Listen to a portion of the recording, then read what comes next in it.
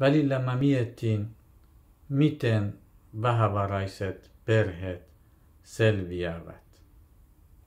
Miten ne pärjää, varsinkin kun heillä on nuoret pojat ja tytöt, teini-ikäiset.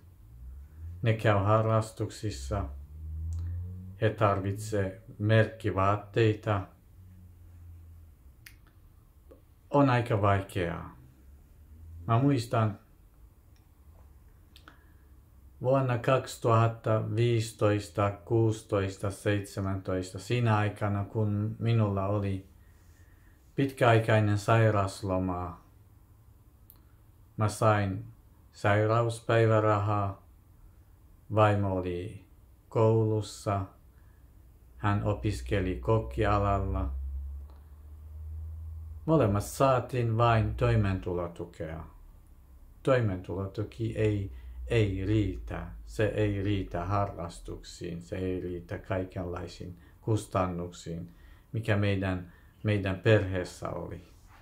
2 teini-ikäinen poika, molemmat harrastaa jalkapalloa. Paljon kustannuksia, se oli erittäin vaikea. Onneksi silloin kun mä olin työtilanteessa, mulla oli luottokortit. Mä käytin joka vuosi, mä vain luottokortilla maksoin jalkapallokustannuksia. Muuten toimeentulotyöllä ei ollenkaan, ei mitenkään ole mahdollista maksaa lasten harrastusta. Miten muut perheet pärjäsivät, en tiedä. En tiedä. Vieläkin tämä on mun kysymys. Miten vähävaraiset lähettää poikansa tai tyttärensä jalkapalloharjoituksiin tai muihin harrastuksiin? Mä en ymmärrä sitä. En tiedä onko päättäjillä on tietoa näistä asioista vai ei. Mä itse huomasin suurin osa vanhemmilla, jotka heidän lapset kävi harrastuksessa mun lapseni kanssa, suurin osa heillä oli paremmat autot, paremmat työpaikat, suurin osa ne oli töissä. Muistaakseni minä ja vaimoni, me oltiin työttömänä niiden porukassa. Muut vanhemmat kaikki oli töissä. Kaikilla oli hyviä autoja. Silti mä maksoin luottokortilla, että lapseni pääsee harrastuksiin, koska harrastus on niin tärkeää, että minun näkökulmasta, että pitää lainata sille. Kyllä pitää lainata. Harrastuksen kautta moni ihmiset, tuhansia, miljoonia ihmisiä on saanut töitä. Mä itse olen esimerkki. Minä harrastin kalligrafia siinä aikana, kun kesäisin tai kun mä tykkäsin taiteista, mä harrastin sitä. Pikkuhiljaa mä opin sen verran, että ihan opiskeluaikana joskus viikonlopuisin tai joskus arjessakin, arkipäivisinkin mä sain sellaisia toimeksiantoja, että kalligrafia auttoi mua. Mulla oli koko lukion aikana, mulla oli omat tulot. Mä ansaitsin niin paljon rahaa, että mä pärjäsin lukiossa itse. Me oltiin vähävaraisessa perheessä, mä oon kasvanut, mutta mä oon saanut aina. Mä oon tienannut aina sen verran rahaa, että mä voisin ostaa itselleni joskus siskolleni vaatteita.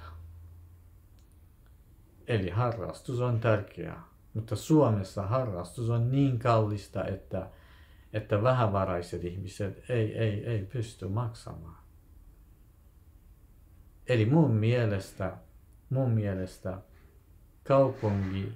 kaupungissa kaupunki pitää auttaa vähävaraisia ihmisiä, että kaikki vähävaraiset perheet saavat lähettää lapset harrastuksiin.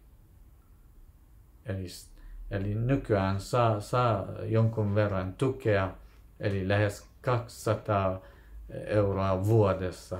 Se ei riitä. Mä oon melkein joka kuukausi maksan yli 200 euroa per lapsi. Kyllä se maksaa aika paljon. Eli olen sitä mieltä, että yhteiskuntaa pitää tukea sellaista perhettä, jotka tarvitsevat tällaista apuja.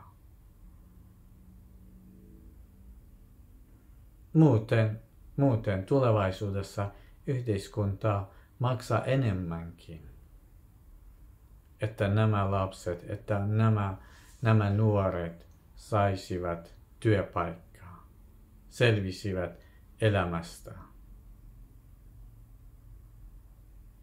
Molemmat mun pojat harrastivat jalkapalloa ja nyt toinen poika on saanut työpaikkaa.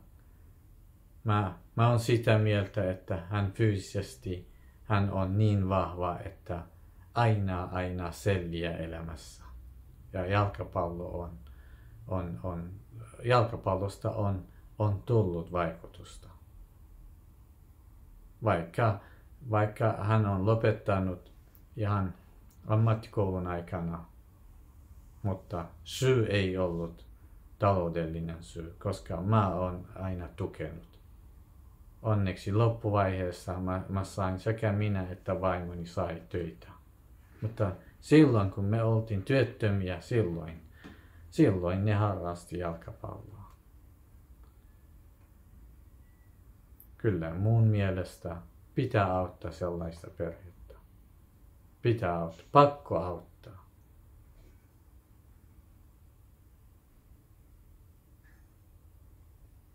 Siksi mä oon ehdolla. Kyllä.